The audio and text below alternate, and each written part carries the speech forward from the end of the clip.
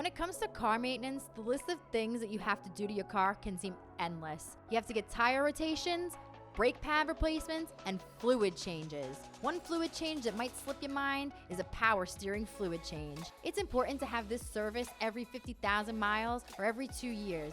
However, if you wait until you hear your car groaning and moaning, then it's gonna cost you some big bucks. Before we dive in, be sure to like, share, and subscribe to our channel.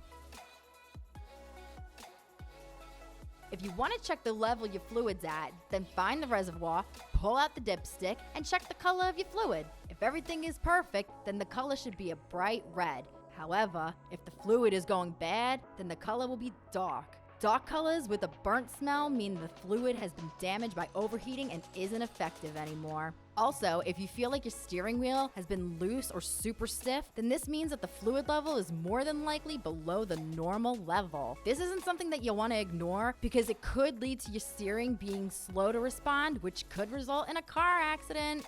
Most people who own or lease a car forget to read the owner's manual. This little booklet has valuable information and lets you know when it's time to change your power steering fluid without even having to do any research. Your power steering pump helps circulate the power steering fluid, and it'll fail if you drive long distances without any of this fluid. Our auto service technicians can help determine what's wrong with your car and diagnose the problem for you. Get your car checked at Toyota of Clermont at 16851 State Road 50.